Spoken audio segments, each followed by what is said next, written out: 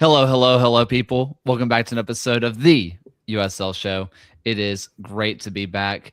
We're having all sorts of tech issues today, but none of it matters because, hey, we had some great ball that happened this last week. A whole lot to get into, but someone I haven't seen in a while. John, how are you? Yeah, it's I only missed a week, but it feels like it was way longer. So yeah, happy to be back on the show. Ryan, I saw you last week, so it's good to see you again. You swapped out one Scottish kit for the actual Scottish kit, so that's great. I figured for the international break, or at least the last one before kind of the World Cup and everything, I'd support Scotland for this one. But the USL rolls on as they'll play through the international break. You love to see it. Hey, before we get into this episode, let's go ahead and thank our wonderful patrons who got to see our latest video early. It's out now. If you're a patron, go check it out. I've enjoyed it. So everybody else will see it on Thursday morning. But those people who get to watch it early are Benji Wade, Sharon Anderson, Matthew Schaaf, Doug Brooks, Stephen Howard, John's Landlord, Don Garber, Matt Horn, Mark B, Josh, Dylan Reed, William Land, Sandy Stand Up for Standards, Ryan Smeltzer, Matt Capil, Andrew Towsley, Alva Head, Chad, Kunal Patel, MOS, NF Reg 30, Tim Knox, Rion Lacara, Jeremy Churchman, Noah Telford, Michael Fuchs, John Fuller, Christopher Cohn, Frank Anthony, and John Hunt. You all get to watch some early access and get your name at the bottom, which is what everybody's here for. And you get to hear me say whatever your name is, as long as it's not something that gets me like fired from my job. So thank you guys. So yeah, we have a whole lot to get to tonight. We were going to do Open Cup first, but I want to hit some news, which was Sacramento stadium that's not being built yet is even bigger. It was 15,000, now it's 20,000. And this is not a big shock. We've seen them do this fairly often, filling in that many people into the stadium when they were at the old stadium before they went to the rail yard. So this is good for them. Very exciting. Very exciting, a show of ambition for an ownership group that's still a little bit new there. Like they came in, they got the stadium off the ground, and we keep pushing towards it. I think we'll get into the point of what does a push towards 20,000 mean in partnership with a report from goal.com that they haven't applied for USL Premier yet. Like there's a wrinkle where you could read this in a certain way. But for now, with what we do know to be confirmed, I think it shows that Sacramento wants to be a leader in this space and continue to do what they've done so well in that community. I mean, this is a stadium capacity that's going to be 2,000 seats larger than the San Jose Earthquake Stadium and is just 1,000 seats short of the largest stadium in Sacramento entirely. That it really shows their intent. Like when they had announced it, that it was already a very big program that had been coming along the pipeline for a long time. Pretty much ever since Sacramento started as a team, they had these ambitions of building their own stadium, but to continually like move forward with their targets and to have like a real plan in place has been really impressive for the Republic. And they're going to cover all the seats with a roof, which is like very good for what's going to be like still playing through the summer in these very warm weather. Also, we need to just have more stadiums with roofs. I don't know why the U.S. has this infatuation with just not putting roofs on stadiums, but like, please start putting roofs on. If it rains, you don't have to go inside. You are inside. And I don't mean a dome. I just mean a roof. Your sound stays in. And I don't know. Like the whole thing is just it blows my mind that we just don't put roofs on things. So it's absolutely insanity to me. So with the wrinkle that you kind of threw in, John,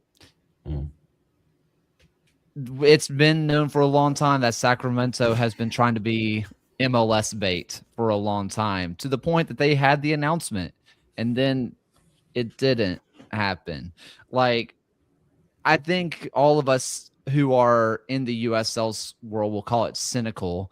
I think if we're thinking as a businessman, wouldn't you be dumb to not try and go for the surefire dollar, especially with everything going on with the USL at the moment? that's where my head is at. And I mean, it is the moment in the USL where it's put up or shut up in a lot of ways, right? You're moving towards pro rel, you're moving towards D1. It's a lot of reforms where you hope it's going to go well. You hope maybe, at least in the boardroom, that, hey, maybe it lets us compete with MLS. If you're an organization like Sacramento that's been deeper than anybody in conversations to actually join MLS, you can get the stadium, maybe you get the investment fired back up from the outside sources that can help you pay that expansion fee. It has to be something they have in the back of their mind, because that is the way to level up, like it or not. We've seen the fan bases grow with Cincinnati and Nashville and St. Louis, where there is being in the first division as a differentiator to get people in the door. So I don't know if that's what they're doing. Like, there's no intel that we have here, but I think it is something that they're at least thinking about. Ryan? Yeah, and as it seems with MLS, as they make the move to the winter calendar, that they almost seem like they're fine to kind of hold in place for the number of teams that they have currently within the league. But we know MLS is not going to sit at the current number of 30. They're always going to grow. So if someone comes in and flashes $500 million expansion fee, MLS will very gladly give them a new team. And it makes sense that there are still markets within the country who want to appeal themselves as being MLS ready. We see the difficulties the Vancouver Whitecaps have been happening and with getting their own stadium. They've always been linked away with relocation. Now, granted, I don't want any team to relocate out of their own city or any city to lose a team. But if we're going to look at this from just kind of a business perspective, yeah, it makes sense if you're building a stadium to try and appeal to what is currently the first division in the United States.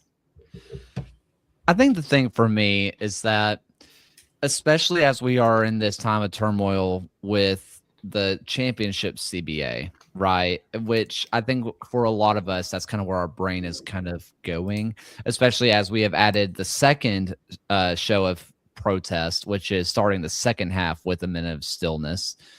It's starting to get to the point where tumultuous, if I can even say the word, but you know what I'm trying to say. Long words don't do well with me.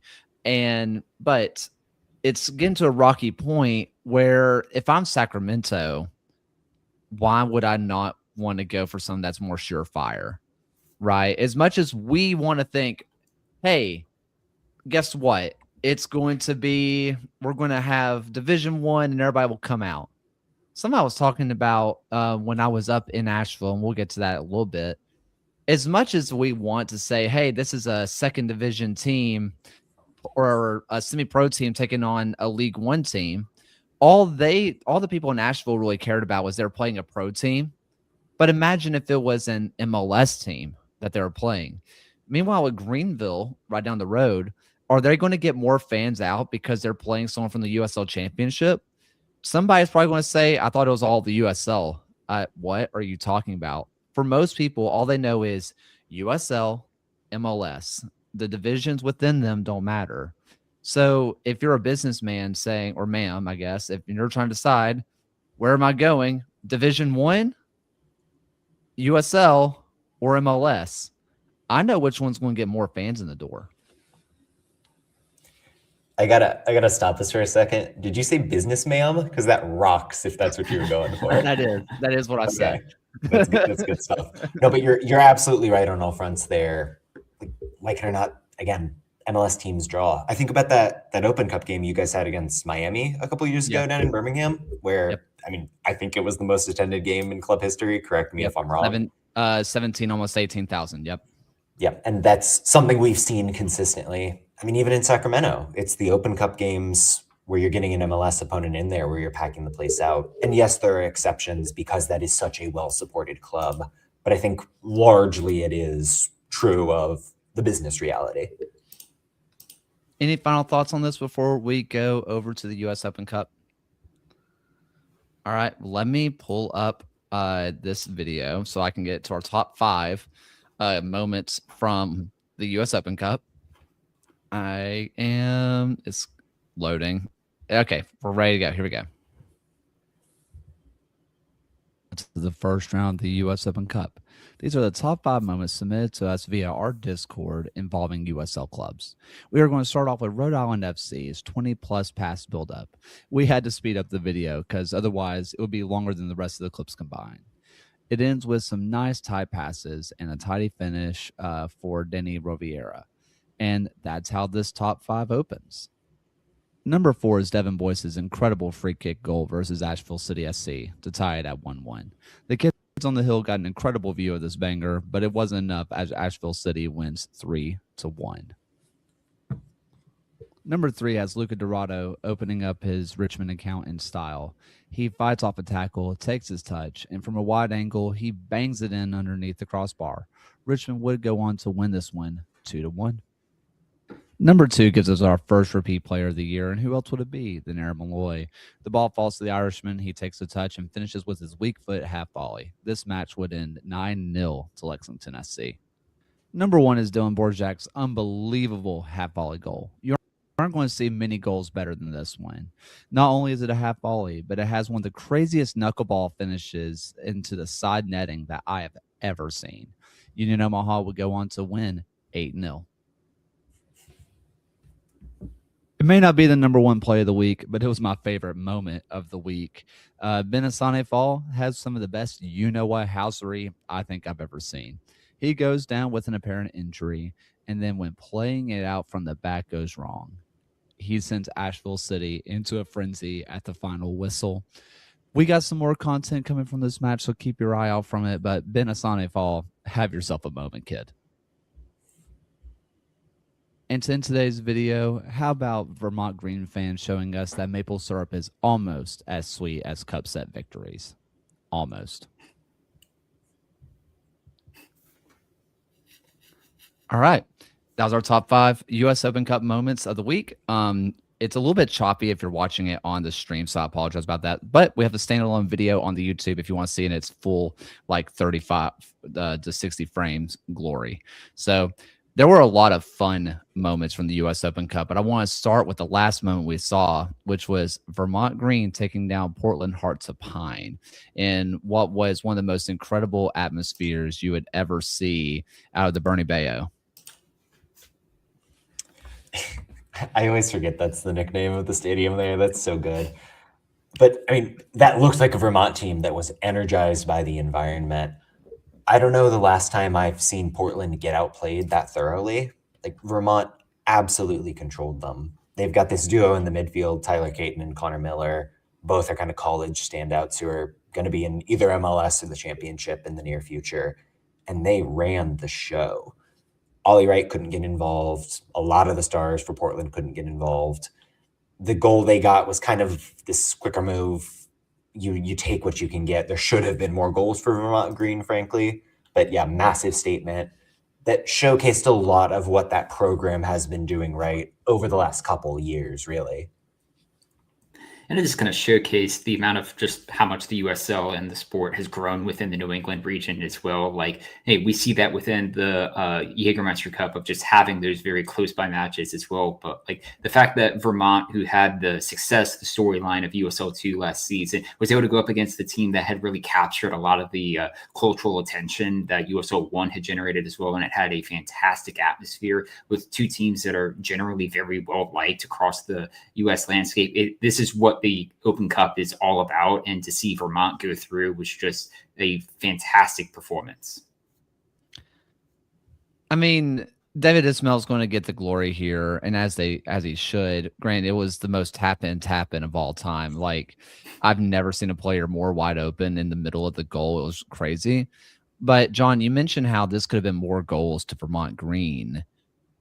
So let's talk about the team that Portland put out there, because it wasn't like it was a fully rotated squad.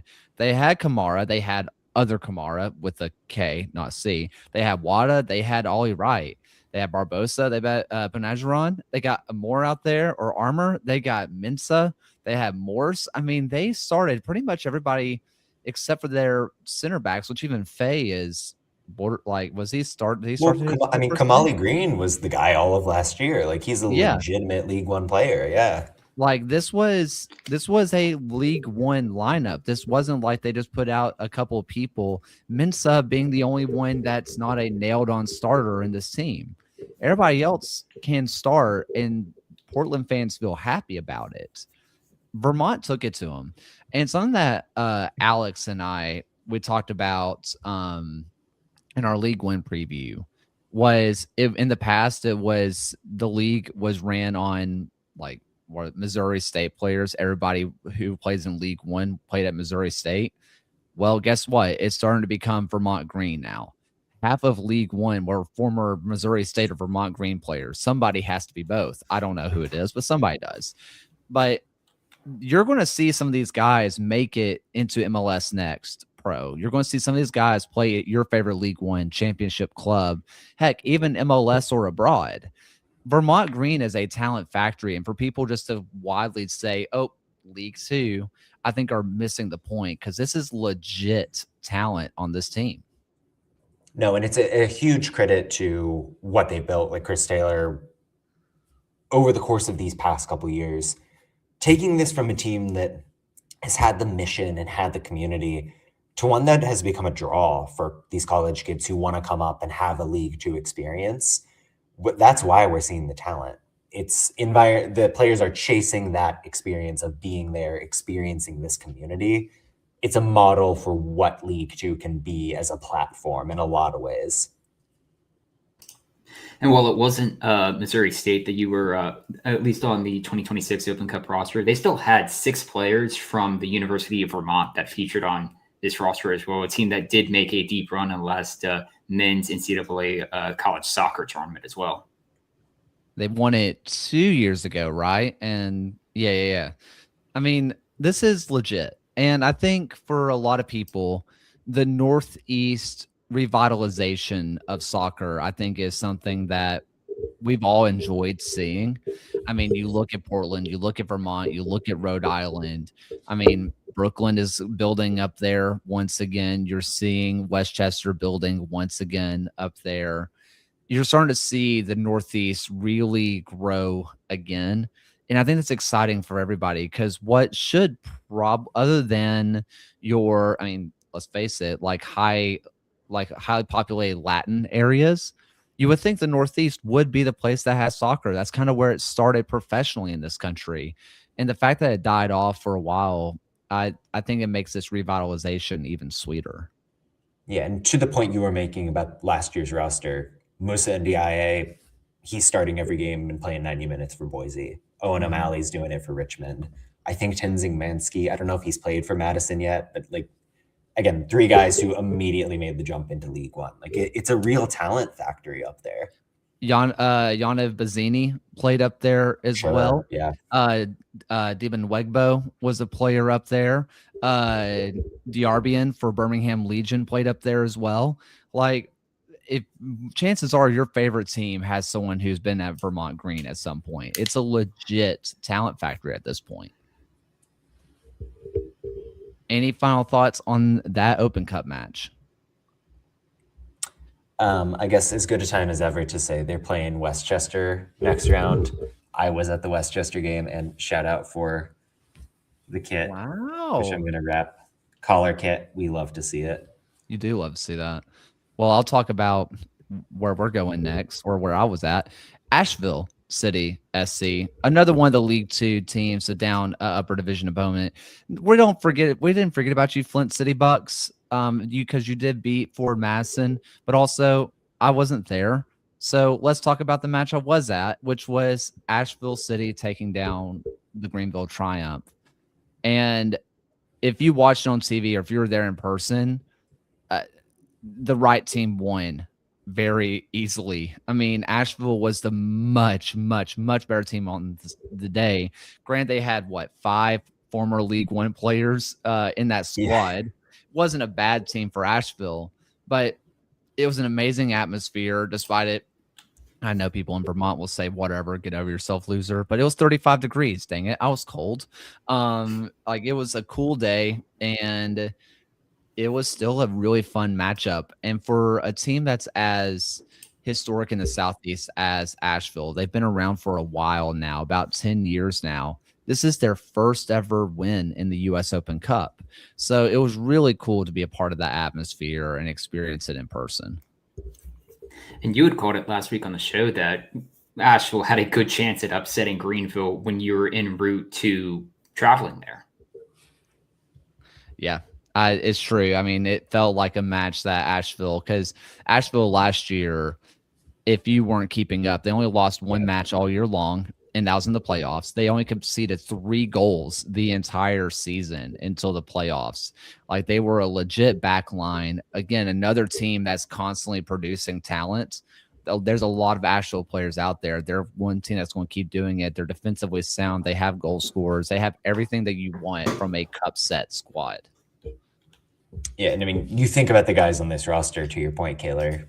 Gab Parada, the goalkeeper, he was in Pittsburgh for a year or two. Johnny Fennick has been around the championship and League One. Bayer ended last season in Richmond. Trezor Mbuyu was a really good scorer for the Independents. Evan Southern, who gets the opening goal, was in Portland last year. Like, I don't know if they're a playoff team in League One, but that's a legitimate competitive League One roster.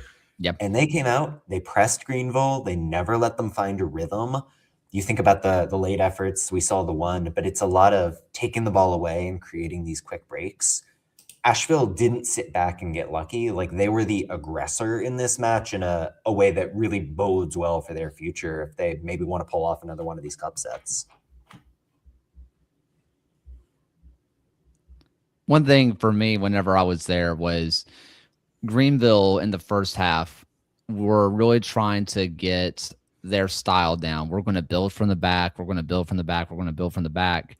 Asheville put on one of the most aggressive presses I have seen in a long time. I mean, it very much reminded me of the Tulsa versus New Mexico match in the playoffs last year. Of Greenville kept trying to build from the back, and Asheville did not give them a second to breathe. To Greenville's credit, by halftime, they just stopped doing that. They didn't try to keep forcing it. But even so, you see what the press does. I mean, at the very end of the match, you saw Benassani Fall have just go to the ground with a quote unquote injury. Daniel Wu takes way too big of a touch, pressing it from while building out from the back. It's a quick, cheap goal. Final whistle blows. That last goal was what was happening the entire first half. I mean, that was their game plan. They were going to take it to Greenville, and Greenville was playing decently. It wasn't like Greenville was playing poorly. That's the thing that was shocking to me. You expect when you see a League Two team take it to a League One or championship team, it's like, well, the pro team must have been playing bad. Not really. Greenville wasn't playing that bad. It was just Asheville was legit. And I think that's broadly true of a lot of the cup set games this year, where you saw good lineups, you saw pretty good performances from the teams that lost, and these lower league clubs just brought it. Like, the level that we're seeing from them has gotten better year over year. It means that you have to take the Open Cup seriously, and I think that's a good thing for the tournament. And especially now for the upcoming second round, like, these teams are one win away from playing MLS sides. Like, if you're looking at Asheville against Knoxville, they could be very well matched up against Charlotte SC or Atlanta United in the next round as well. Like, there are some really enticing matchups that could potentially happen here in the third round. But, like, there are other very interesting games. Like, we're getting Blue Grassico again as well. Vermont's going up against Westchester, Rhode Island, Hartford again. So, like, the second round is going to be a lot of fun next week.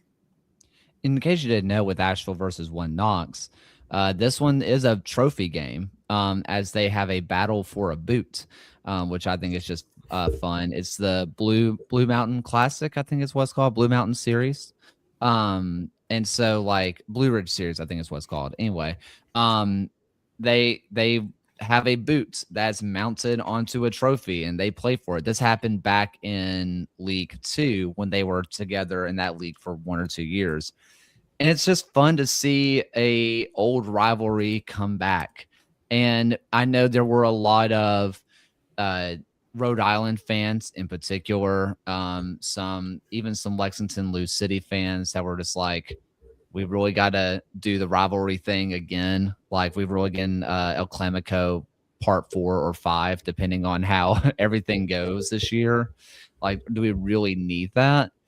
But with getting these rivalry pairings, you get reignition of old rivalries like one Knox and Nashville. And go check out the comments in those on like Instagram and Twitter and stuff. Those two fan bases are excited about this and having this come back alive, which is what this is all about. Any final thoughts on this one?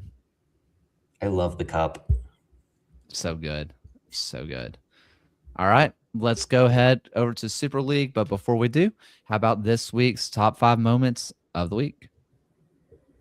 Welcome to the top 5 moments of the week. We are opening up this week's edition with a great passing sequence from Spokane Velocity. This one may have Jackson's name on the score sheet, but every Velocity player can hang their hat on this one as it would end in a 3-1 victory. Just as a reminder, every single clip you see on here was submitted to us via our Discord. So if you want to see a future top 5 moment, check out the link down below. I tried really hard to pick just a top 5, but 3 moments for Birmingham versus the Battery stood out for me. The first being a far post save by Justine Colliot. The second being a goal line clearance by the future Werder Bremen man Rami Zamuda. The final being an absolutely stunning save by Colliot, but it wouldn't be enough as the Batteries come back to win 3-2. Number 3 takes us to the Super League. Paige Kenton receives the ball out wide, turns, and on her first touch, sends it to the top corner of the far post. This will be the second goal of a 4-0 win for Sporting Jacks. Number 2 is one that comes up in the clutch. In the 82nd minute, Owen Dom receives a peach of a backheeled ball from Pierre, and Dom rifles this one past the Las Vegas Lights goalkeeper to win this win 3-2. Number 1 is a goal that you can put on repeat for years to come. Jajera Quazera calls for the ball, touches it down, and curls it as top corner as you could possibly put it. It's hard to beat a goalkeeper like Farouk, but there's not a goalkeeper on the planet that could stop this wonder goal by Quazera. It wouldn't be enough, though, as Louisville wins 4-2. And with those top 5 moments of the week, let's start off with the Super League, which was not the match that we just talked about, but it does involve Dallas. But Dallas on the right side of this one, as they get a come from behind a draw where they were up, or sorry, Lexington gets a come from behind draw where Lexington goes up 1-0. Bourgeois gets an early goal. Missimo ties it up for Dallas. Lauren Flynn goes ahead, but in the 93rd minute, Catherine Berry gets the point saver for Lexington. The battle between the two horse teams have been really great matches this year. I'm not really sure, and this also comes with what happened on Sunday with Sporting Jacks versus Dallas, where Sporting Jacks just boat raced them entirely 4-0. I can't tell if this is Lexington is just kind of meandering along, or if this is Dallas starting to kind of fall apart at this point. I think this match in particular, which took place last Wednesday, is a good example of teams kind of figuring out how can you slow Lexington down. And it's the high 4-1-4-1 press. You're trying to mark through the midfield and just make sure that you can't get touches for the Lexington forwards. You're not letting them set a tempo. And it's a real credit to Lexington that they found ways around that. Like, you think about the goal that they get to take the lead in this game. They're trying to play a big cross-field switch. They get Griffith making the recovery on the wing. And then it's just quick combination play, and Bourgeois basically dribbles half the field because she recognizes, oh, we played over the press and now we've got an ability to break. I don't think that's a play you would have seen from Lexington in November. So in that sense, I came away feeling pretty promising about where they're headed. And I think they showed why in beating Fort Lauderdale over the weekend. Dallas, I like what they do on a game-to-game basis. There's just something about the offense that doesn't quite have enough consistency. Like, both goals in this game are set pieces or the extended run up after them. You think about the Jacksonville loss and they just have no ability to play through lines. This was a good result, but I think not enough to galvanize them in what's becoming a tight bubble race.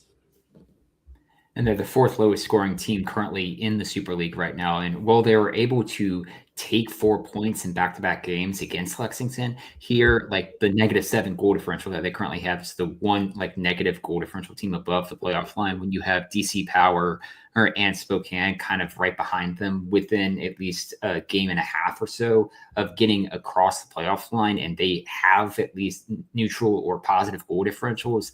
Yeah, there is at least a trend that Dallas Trinity might be on the outside of the playoff picture come season's end.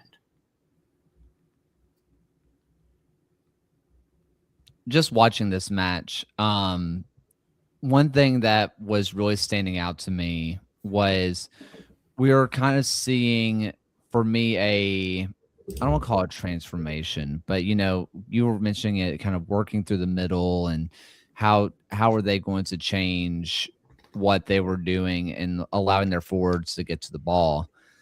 Well, what I saw personally was they were going out wide and we're putting in more crosses in this match, which, like you mentioned, John, this was just not a wrinkle that we kind of saw in the past.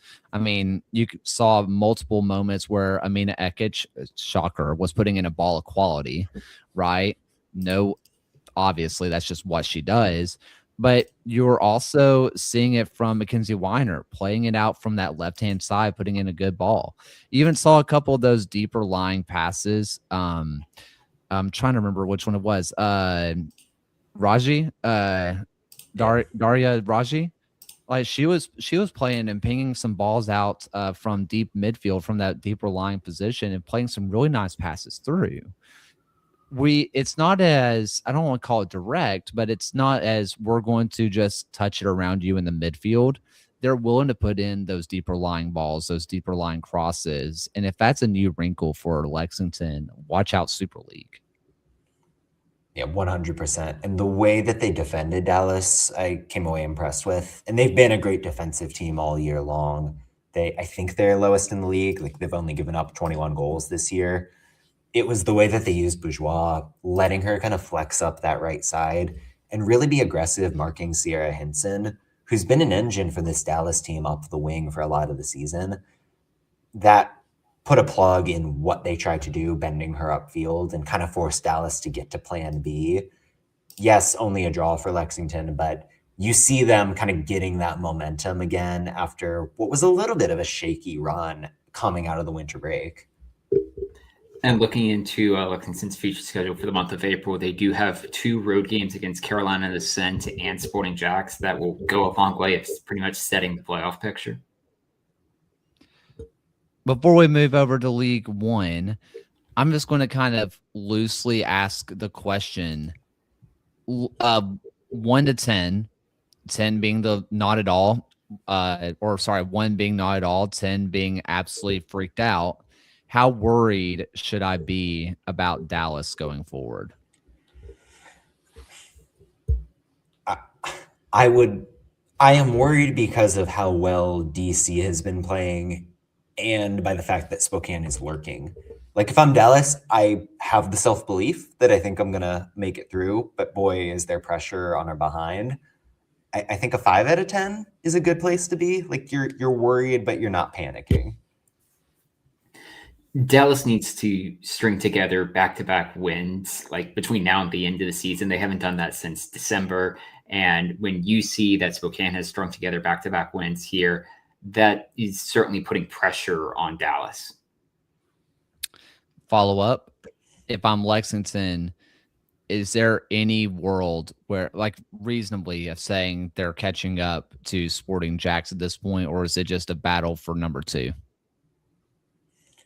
Feels like a battle for number 2 for my money. Yeah.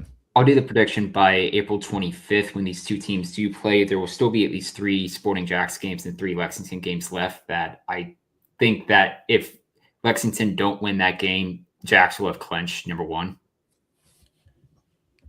Perfect. Lexington's drawn 10 times this year, by the way. That's a lot. More than wins.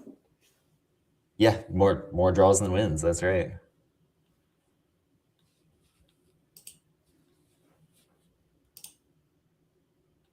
As Kaylor has gone to frozen mode, it seems. Well, in any event, we were going to slide over to League One anyway. One of those so being we'll get, to okay. Okay, I'm back. We'll I don't know what You're that back? was. Perfect. I'm back. That was so bizarre. I was just going to say they've only lost twice, but you know, Big Lexington didn't want me to talk about that. Yeah. So let's go to League One. And unfortunately, Phil isn't here to have his anti-Boise slander, which was only one time, but it's funny that stuck around. Where Union Omaha goes and they take on Boise at home, decent little attendance. Starts off with an own goal that goes in favor of Union Omaha. Then it's tied up with a penalty by Brito. It's 1-1. Union Omaha get it back. Diego Gutierrez, the hometown kid, gets a 2-1 lead. But then Philip Mayaka ties it up. And at this point, it's like, this is awesome. This is everything we wanted this match to be. The hometown hero, Diego Gutierrez. Look at you go, dude. He gets the game winner 3-2.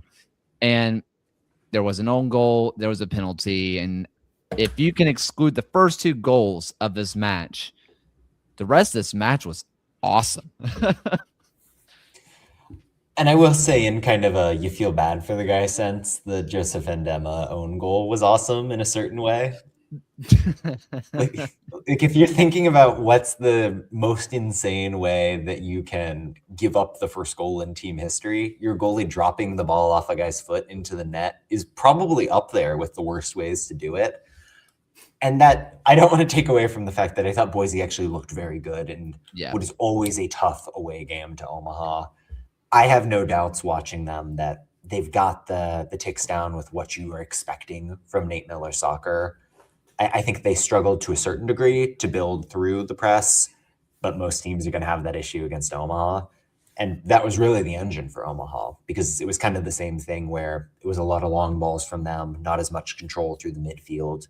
But if they could turn the ball over and then find Gutierrez as this super sub in these kind of transitional moments, that was the way to go. And that for the first goal he gets, they force the takeaway, they work the ball around, they find him with a cross.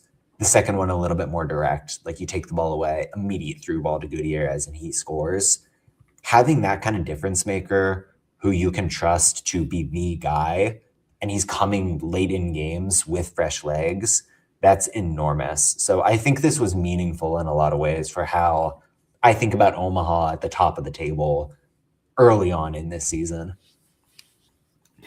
Yeah, like if I'm Boise, I'm looking at Omaha as basically the prototype that we want to emulate moving forward. Like this is everything that Boise wants to become as a League One club. And the fact that they were 7 minutes away from getting what would have been a massive result at one of the toughest places to go in Omaha right now against a very difficult team to play, I still think goes a long way to speak about what Nate Miller is building within Boise. And I'd even backed them to get a result out of this one up. And then obviously it didn't come to fruition, but I'm still encouraged by what I'm seeing out of Boise to start the year. But I mean, like Omaha is just Omaha. They're consistently good. And the state of Nebraska just seems to be having a moment with their teams right now. No kidding. The one thing for me that because before we started this year, we were like, okay, do we really believe in Boise this much? Are they going to be able to take on a Portland Hearts of Pine, a Union Omaha? For our USL show predictions, we predicted Union Omaha to finish first. And as I was kind of thinking about the season and looking at Boise's roster, the more I started kind of buying into maybe they're the best team in the league, just roster-wise. And then I watched this match. And the way that Omaha were able to limit Boise chances, scoring opportunities, without sacrificing offensive fluidity was stunning. I mean, they were using Guidry and they were using Baudadi. They were using them as extremely attacking fullbacks, and yet they never felt like they were out of position because they were dropping Caceres and Brandon Knapp They were dropping them both deep as holding midfielders just to kind of screen the back line, hold possession we needed. So they could let their wing backs do their thing and get into the attack. And yet, normally for most teams, that means, hey, we're just going to be giving up some chances. We'll just trust our center backs. Defensively, they were stopping things before they ever had chances to take shots. Yes, they got 8 shots off, but only 2 of them were on target because Omaha was forcing bad chances. I think that it was a masterclass in how to control a midfield that not just League One, but every coach should just be watching Union Omaha of how can you control a midfield and still allow your back line to get into the attack. It was so impressive. Yeah, and Budati's got 16 cross attempts in 2 games so far. Like, he has just been Rocks. pumping those balls in from the right side. And that's a championship level player. Like, I was surprised when Omaha got him, and that's a statement of intent to sign a player of that quality who you get because he is good with that kind of service. And you're so right to talk about the midfield base and the way they sit them deep. Caceres has been a revelation. I think in the first game that Omaha played against Spokane, it was a lot more of the short passing and the tempo setting that really impressed me. In this one, it's the defensive positioning, the way he's battling for duels. He looked good when he got some rare minutes for Lexington last year, and whoever was doing the scouting in Omaha, like, they saw something and they were right about it because he's been great for them. And you mentioned Budati and like just the wide areas and what he's doing. I mean, it kind of works out either way because this is so gross. He's either going to be playing alongside of Adrian Billhart or Prosper Kasim on that right-hand side. And then on the other side, you have Sergio Ors, or you can have Diego Gutierrez. Like, you have so much options over on these winged areas that are giving you different things. One's going to be just pumping balls into the box. The other one's going to be cutting inside and trying to curl one to the back post. If you're a fullback or a central defender, what do you do? Because you have overlapping runs, you have people cutting inside, you're being spread every which way. I don't know how you defend this area. Yeah, 100%. Anything else from this match? All right. Well, let's go ahead and go to our championship match, which we're going to talk about 2 for sure, and then we'll hit some extra time. So let's go ahead and start off with 2 comeback, 1 victory, 1 draw, where Charleston Battery come back from 2-0 down versus Birmingham Legion to win 3-2 in extra time. Patriots Point was absolutely rocking, but not first before Romario Williams and Samuel Joshua get 2 goals in back-to-back minutes. And then it's all hands on deck in terms of defending. The Battery turn on the pressure. Colton Swan gets his. Emilio Yakaza gets a penalty. And then Emilio Yakaza gets the game winner. It was awesome from Patriots Point. And just another example on why Charleston is just kind of them. And more interesting because Charleston, I think, probably got it wrong out of the gates in this one. I'm not here to say that the Sean Suber, Husu Landry pivot was terrible. They were up and down, but they weren't ready to defend against what Birmingham do in transition. And I don't think they understood that Pasher and Shashua, whenever they got a touch, were just going to rip through the lines and then set up Diarbian and Ngoma with these ambitious vertical passes. And that speed is why Birmingham went up. And so Ben Pierman then realizes, okay, different game state. We have different needs. We're going to get Swan into this game because we need another striker's presence in the box. And then we're going to get Akaza in because he'll pass through the midfield. He'll make the late arriving runs, do a little bit of everything.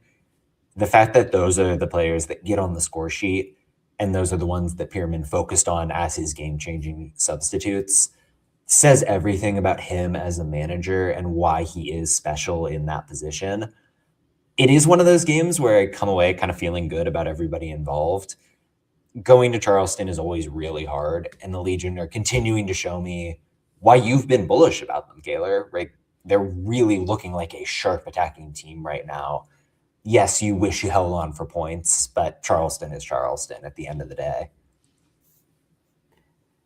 Yeah, I mean, Charleston trailed at home by 2 goals or more in the first half for the first time since May 2023. So, like, this was at least uncharted waters for Charleston in quite some time. But the fact that they still made those adjustments at halftime, came back and got all 3 points, and I never lost faith in them for that money line wager as well. Like, this was still a very good battery team to kind of come back and get results, to never count them out. But yeah, if you're Birmingham, you still have to be encouraged by the performance that they were basically a couple minutes away from and still getting a result out of this match. And it's still something to build on moving forward. But yeah, with Louisville having their coaching change, and we may or may talk about them, may or may not talk about them later, but like Charleston has to be like really excited about the chance to become the top dog in the Eastern Conference and possibly in the league. For me, there's a couple of points that I'm not saying that Legion walk away with 3 points. I do think that it was incredible watching what was happening. They bring on Amelia Akaza, they bring on Langston Blackstock, they bring on Malik Foster, they bring on Colton Swan. Like, that's not okay. That's just not fair. Why can't you do that? But as that was happening, you kind of felt I felt like it was going to happen almost inevitably, even if Bryce Washington doesn't get hurt.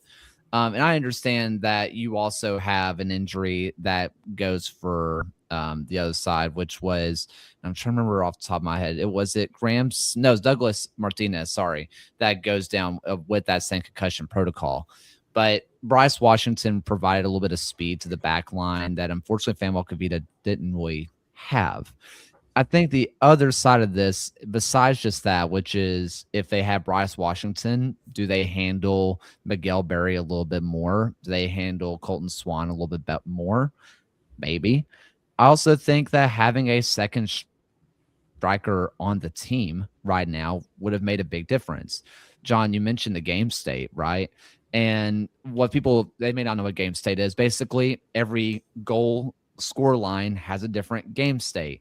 The way a team is winning 2-0 is going to be playing different than a team losing 2-0.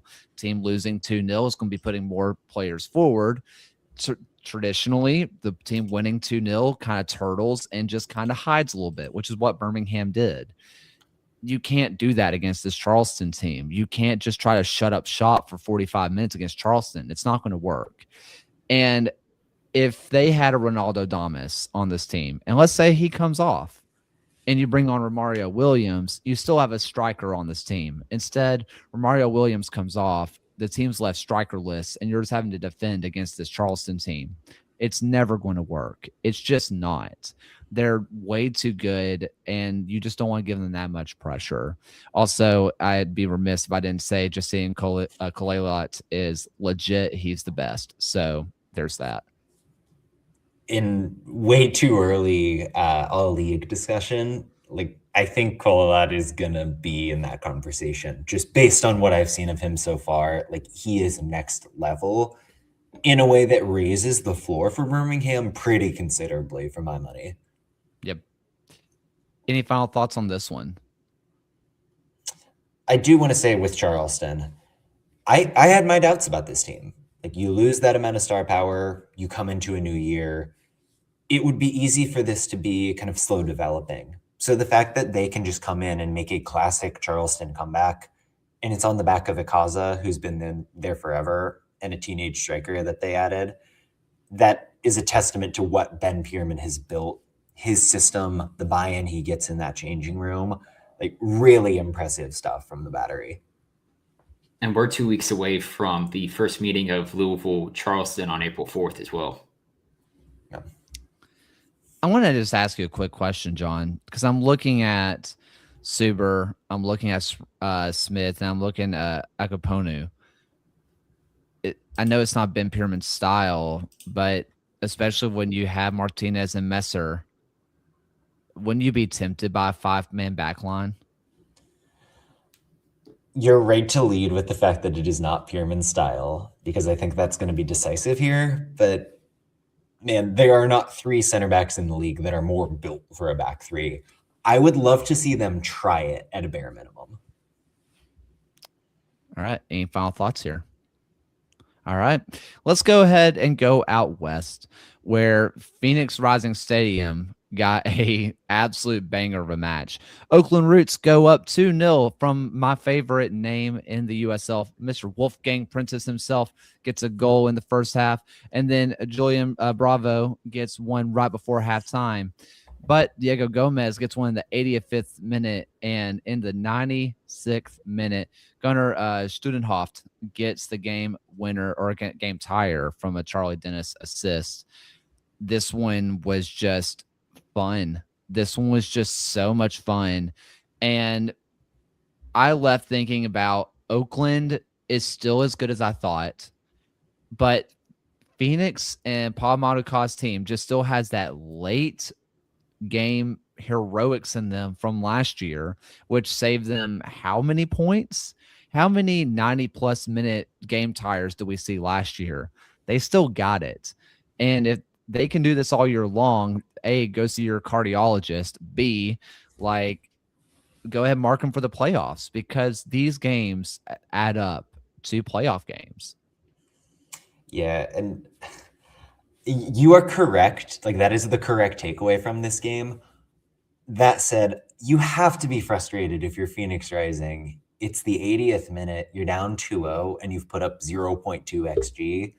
Like, at some point, you have to stop putting yourself in the position where you need to be doing these late game comebacks. And there were moments, especially in the first half, where Phoenix's defense just didn't have any organization to it.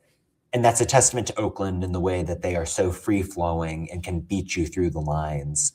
But at the same time, I just expected year 2 of the project for Rising to be a little bit more organized. And credit to Ryan Martin. I thought the decision to get Danny Trejo into the starting lineup for this game was intelligent on 2 fronts. Like, one, he's a former Rising player. You know he's going to show up for that moment. 2, this is a Phoenix team that wants to press pretty aggressively up the wings. So if you've got this player in Danny Trejo, who you can play around them, and then you've got one of the best one-on-one attackers in the league, free against a fullback, smart decision-making, smart player deployments. And you saw the benefits for it for Oakland when they are rampant towards the end of the first half. So I think you're right about this, where you still feel good about Oakland. This sort of thing happens. It's just weird with Phoenix for me.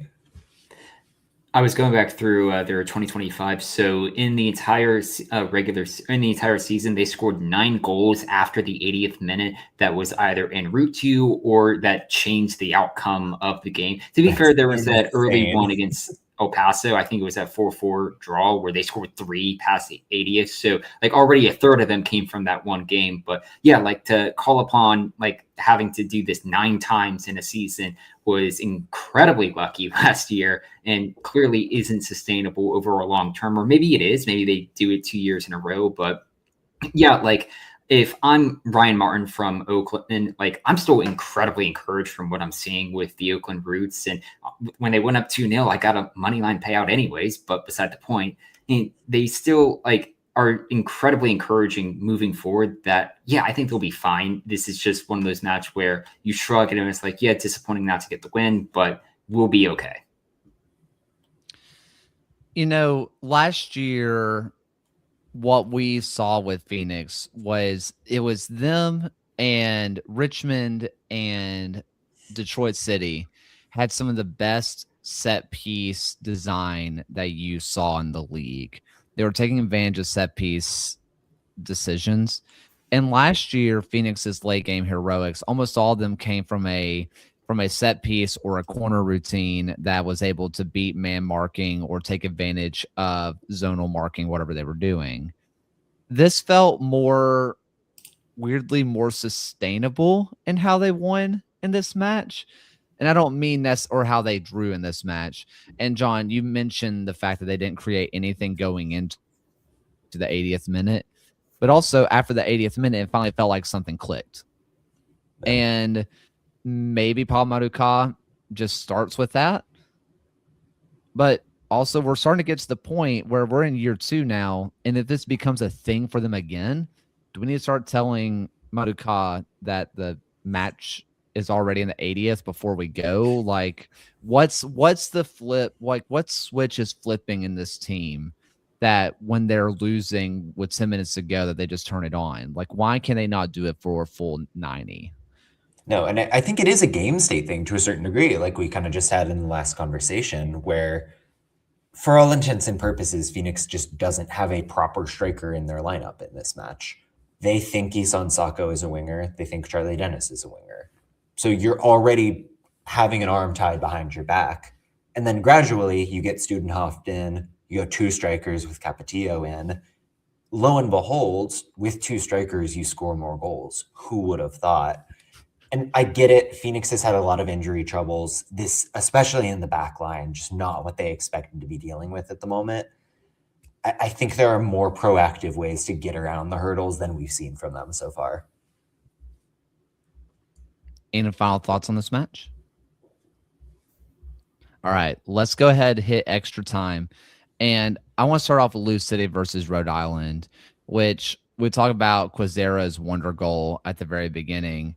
And then not too long after, Jake Morris, dude kicks the ball like it, like, I don't know, assaulted his girlfriend or something. I don't know. Like, he absolutely kicks the ball like he hates it, ties it up, and then it all falls apart. We get red cards thrown out. We get a double yellow to Connor Smith, which, Ryan, can you check for me and see if Rhode Island is playing at home next? Because if so, that means we're about to get another Connor Smith on the roof picture, which I'm so looking forward to. You're at Pitbull Stadium. Even better. Yeah. Him and Pitbull at the very top. That'd be great. But Louisville win 4-2. And on one hand, it felt inevitable because Lou City looked fantastic, as they always do. But Rhode Island showed something for me that I wasn't really ready for, I guess, which they just looked a little bit more competent going forward than I was prepared for. Yeah, and with Lou City on the broadcast, they were talking about Simon Bird kind of sees himself as more of a possession manager than Danny Cruz was.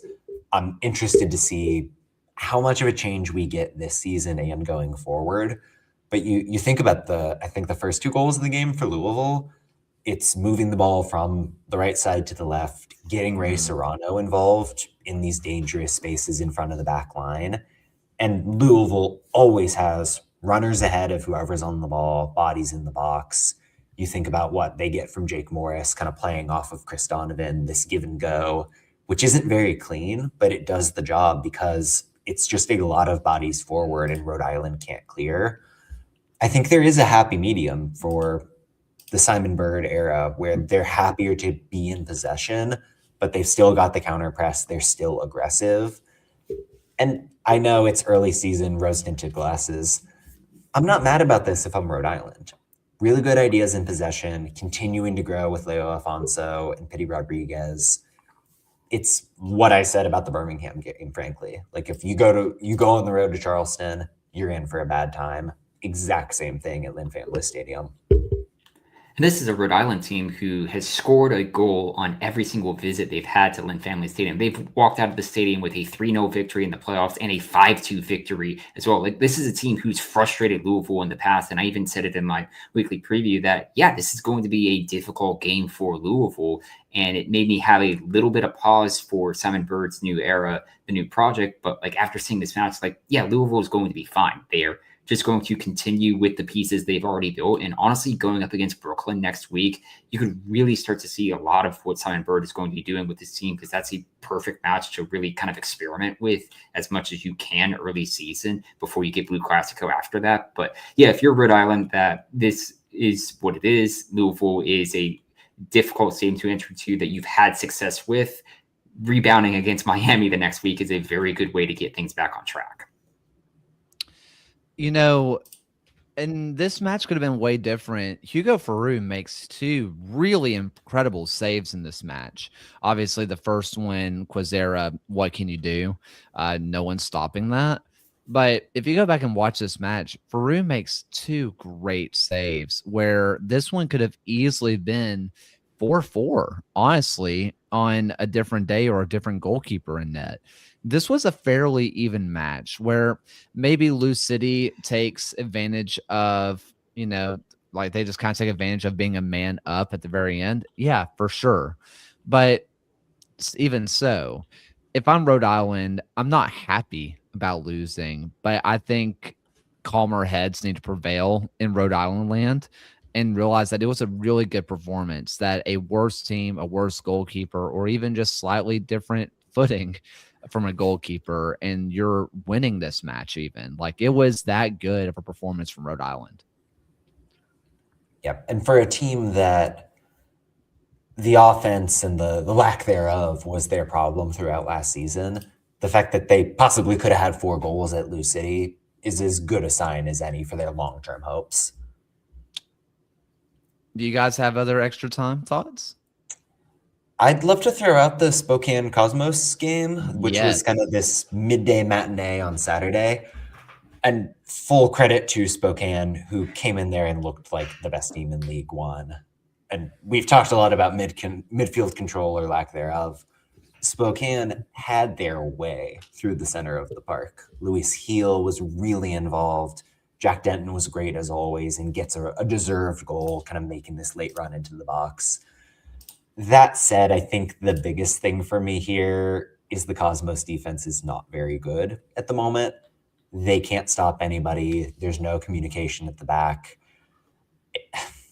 That was always going to be the question mark given the composition of this roster. And I don't think I've seen anything, as they've given up 6 goals in 2 games, that's making me think otherwise quite yet. No, one thing for me with Spokane, and I'm thinking about this with the idea of the Cosmos defense. And that first goal where they were just passing, Spokane was just passing everywhere, just really pretty passing. Yeah. I don't think there's many teams in League One that are stopping that. But you saw Spokane do stuff like that repeatedly, not necessarily in the final third, but leading up to scoring opportunities where it's just a little bit easy. And I'm not sure if it's the back line or maybe you're pointing question marks at Cito, and Mila Vanoff. They're 2 holding midfielders, and they're just not slowing anything down before they get to the back line. It's a little bit Greenville Triumph of last year, where they have fun midfield talent. They had decent backline talent, but there was no midfield to slow down what was coming at the back line. And to me, it's kind of giving that same energy. Yeah, I think that's fair. And as the Cosmos are going to soon learn that travel in USL 1 is just incredibly difficult. That game was happening at noon local time for Spokane, and it's already going from one end of the country to the other. So yeah, some of these things are just results that happen from playing far-reaching road games. And I do just want to say, like, Spokane played a midweek Open Cup match. The Cosmos had full rest, and then this is what happened. That probably just reflects on Spokane being very deep and a great soccer team. But yeah, tough luck early on in the year for New York. Sorry, go ahead, Kaylor. No, you go first. I was just going to say my extra time one is Tampa Bay back. I mean, if you're looking at their performance they had against Pittsburgh right now, the reigning champions going into Al Lang for Tampa Bay's home opener, they obviously had the week off for not playing in the Open Cup, but like they had 2.64 XG to 0.21 from Pittsburgh and had an emphatic 3-0 victory. Like, I think Tampa Bay under Dom Casciato is really finding their form, and they're returning to the Rowdies teams of old that we kind of remembered them as. I fully am in the boat that it's going to be Louisville and Rowdies for Players Shield. Yeah. I mean, there's probably a discussion to be had about, is Pittsburgh any good this year? That's not for right now. What I do know is that Tampa Bay picked them apart, controlled everything about that game. Dolabella and Micheletto, I think, was the strike partnership for this match, which boy, oh boy, that's not something I expected to be seeing from Tampa Bay, just given the talent they got in the front line. And they looked so natural. They're both really good about receiving with their back to goal, kind of keeping defenders off of them and letting runs develop. And the flair we've seen out wide from guys like Sebastian Cruz and Dion Akoff, who made the jump from League One. Obviously, Cicerone gets a goal in this game. You knew he was going to be doing a lot of that this year. There's not a deeper team in the USL, and despite the fact that there was such a broad roster overload for them, they look like they've been playing Dom Casciato soccer for 5 years. Like the chemistry is just instant there. Doesn't hurt that you have like half the team who has been playing Dom Casciato soccer for 5 years. That's a very good point. Yeah. April 11th, we have Tampa Bay hosting Oakland Roots, which honestly, like, that would not be That's a a great surprising game. Cup final. And then the very following week, Tampa Bay travels to Charleston.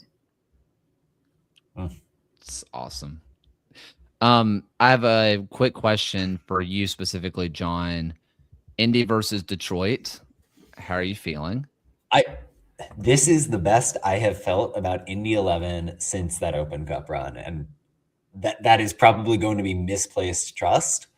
But specifically the way that Sean McCauley used Josh O'Brien in this game. And O'Brien 2 years ago was a pretty regular starter as a central defender and occasionally a fullback. Kind of fell out of favor, little used last season, and they decided he's a midfielder now.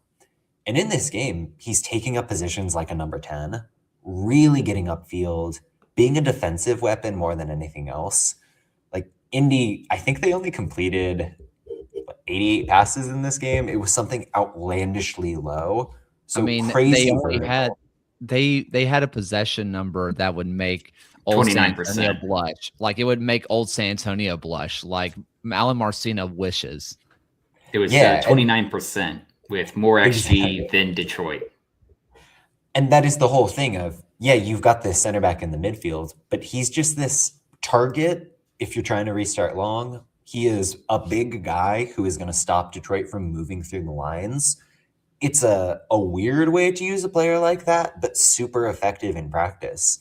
And that's the kind of ingenuity that I think Indy has just lacked at the worst of times for them. But it set the table for Bruno Rendon to be dynamic and not have to worry about tucking inside. It let some of the next pro strikers they've got be a little bit more free. It was a good matchup to do it against Detroit, so I'm curious to see what comes next for Indy. But yeah, the vibes are slightly good, which is weird for me. Well, one thing that we talked about in the build up to this season was what was McCauley going to do with this lineup in terms, is he just going to go with old reliables, like just old names that we know, or is he going to go with the youth? And you were saying preseason, I wish you would just do the brave thing and just go with the youth because it looks pretty fun, but I'm just prepared for it just to be the olds. This match had the nice mixture that honestly I think looked great.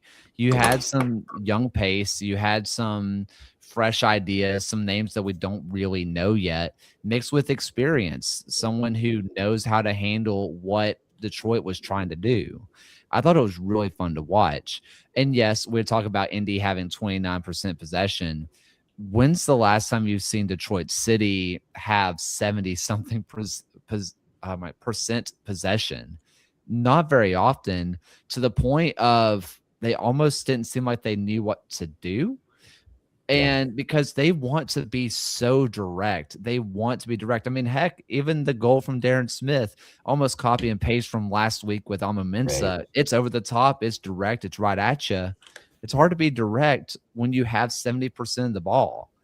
If that's the secret of how to beat Detroit, is just let them have possession, we'll see. I trust that people like Kobe Hernandez Foster, like Maxi Rodriguez, midfielders like that can figure it out. But maybe that's the secret if you're everybody else. But if Indy can replicate this and just say, we don't need possession here, we're going to just kind of do what we do, I'm here for it. And it's the way that they let Detroit possess, where if they're building out from the back and you've got Devin Mensah on the ball, they're pressing him. And then once a line is broken, Indy's totally just content to sit back and absorb pressure because they think if we've got 10 players sitting behind Kobe Hernandez-Foster, he's not going to do damage. And again, most teams aren't going to be that extreme in the approach, but it's a blueprint when you're playing against Detroit for sure. I'm interested in, because one thing I talked about on Blue Sky, I think it was Sporting Jacks, where it feels like everybody knows that you can just sit deep and counterattack against Sporting Jacks. That conversation of Sporting Jacks versus Detroit City, if that's the conversations we're having, it's going to be absolutely fascinating to see which tactic oppositely prevails, if that makes sense. No, for sure. Do we have any other extra time thoughts here? I'm trying to see when that Sporting Jacks Detroit game is. Well, while you're doing that, I have a quick question that I asked Ryan, so I want to ask you, John, and I want to go back to Louisville. Sure. If you're Louisville, I'm not asking what would Louisville do. I'm asking John Morrissey, if you were in charge of Louisville City, do you send a blank check to Tulsa and say, like, we want Luke Spencer? Okay, I was about to ask if you're, or literally say if you're Lou City, but I need to center myself here. I genuinely think you trust the process. Like, if I'm running this team, I'm happy for Luke Spencer. I'm happy he did his thing. But I like Simon Bird a lot. I know that he's been here for years and knows this system inside and out. I also think that he can be a continuity candidate for now. So if you give him the year and you lose early in the playoffs again, cool. Go out and get somebody. He was the interim coach the whole time. If he's great, awesome. Permanent contract. The plan goes as it is. I also think it's a little bit risky to go for something that monumental at this stage of the season. Like, that would just be disruptive to have Spencer come in, have him settle back down, win over this locker room, figure out the relationship with Bird and Del Piccolo. It becomes this checklist of things that you need to sort out.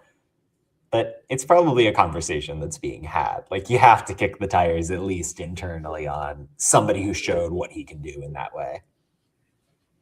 And unfortunately, we don't have a Louisville-Tulsa matchup this year as a kind of direct, you can point to if Tulsa comes in and beats Louisville or vice versa.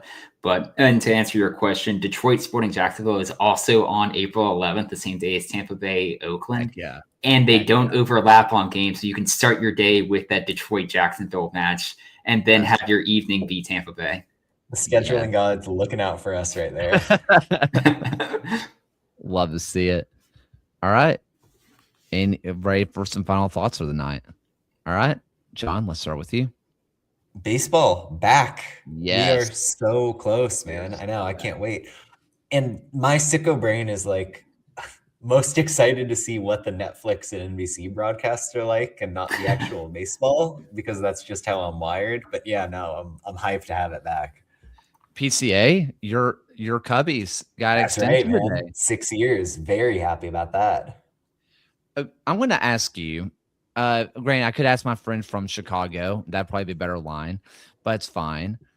Is PCA arguably the most popular athlete in Chicago sports right now? Caleb Williams is the Bears quarterback. I have that right? Yeah. I think he's probably the one, but it's closer than you might think. And I say that from a distance. So we're going to have to follow up with Phil on this as a fellow Cubs fan. That's true. But yeah, no, I mean, the Reds signed that clock that was gifted by Joey Votto that's 3 times his height outside of Great American. So, but yeah, John, I actually signed up for Netflix for the Peaky Blinders movie last week. But yeah, I'm going to morbidly tune in to see how they're going to do with opening day on, God, who was that comedian? He had that like one story that he's now parlayed into a career that he'll be on the broadcasts, and I'm going to see how much of a train they've got some panelists that I was pretty impressed with, and I'm failing to remember any of them, but yeah, cautiously excited. I'm pumped. Everybody knows that I am like baseball and soccer are my two sports that I really just dive way too far into. Like honestly, Baseball Savant and Baseball Reference hates to see me coming. Like it's every single day, just mindlessly clicking. I forget who did it. I love the game. It's the Stat Pad game. Every morning, as soon as I get up, it's the best. I'm pumped. Reds play. I'm so excited to have unreasonably high expectations just for us to lose opening game. But after that, we are so back. I know it. We are so back. Yeah, the former players they've gotten within this Netflix deal is like Barry Bonds, Albert Pujols, Anthony Rizzo, CC Sabathia, and Hunter Pence. Yeah, you got some personalities there. Wild. Ryan? Yeah, John and I were talking about it before the show, but Paradise had episode 7 of their second season was pretty good. And then premiering tonight is Daredevil Born Again season 2 as well. So very good TV happening right now. You see, Ryan, they're doing a Punisher kind of one-off special coming up in May. Yeah, I did. I saw that's why he's not appearing in season 2 right now. It was funny because the Punisher special is called One Last Kill. And then if you watch the Spider-Man Brand New Day trailer, he's literally pointing a gun at Spider-Man in that. And I was just like, I'm not sure we're going to have one last kill in this special if he's still in the next movie after that. Love it. Love it. Okay. My final thoughts is just USL thoughts because you brought out the Westchester kit. Yes. Granted, I bought this one, but it was worth it. The new Greenville kit, legit. It has the same That thing's color on good, it. man. Nice. Yeah. It's fantastic. And also it has it's a normal detail, but it has like the South Carolina flag, which is up there with my favorite flags in the United States. State flag. Yeah, the Palmetto State. Yeah. It's a top tier state flag. Yeah, so they tell me about it, and it has like the 8 stripes on it because it's the 8th state. And I was like, okay, so that's fun. And they're like, oh yeah, and the collar is just because everybody liked it last year, so we just brought it back. So I'm like, you know what? I respect that. It's people liked it, so we did it. And then the Asheville shirt. I'm not as pullover guy. I normally just do hoodies. I'm a big hoodie guy. This thing's awesome, and it was like $30. It's really nice. So shout out to Asheville. That was great. Seriously, Asheville was a ton of fun. Please be on the lookout for that video when it drops. It was seriously just a great time. It was so cold, but it was so much fun. It was great to see all the different people from around the league and just seeing a different side of soccer. When I talk about a different side of soccer too, there were protesters outside this game where they were protesting a new stadium being built, which I know in our head we're like, new stadium good. Yeah, build stadiums. And they're like, but what if they killed 20,000 trees? And I was like, ooh, didn't think about that, And so like it was just really fascinating other side to the story that I think we don't always discuss on here. So it's just something I thought about throughout the day, and obviously it stuck with me. So it was a blast. I'm excited to get everything going again. The Open Cup is so back. I'm so excited that we're doing it again. Baseball's here. So much just fun things. So yeah. Anything else from you guys? All right. Well, thank you all so much for watching. We appreciate you so much. And until next time, guys. Thank you for watching another episode of the USL Show. The USL Show is now proudly part of the Protagonist podcast family. Please go to protagonistsoccer.com to check out more work. Thanks for stopping by. We'll see everyone again next time.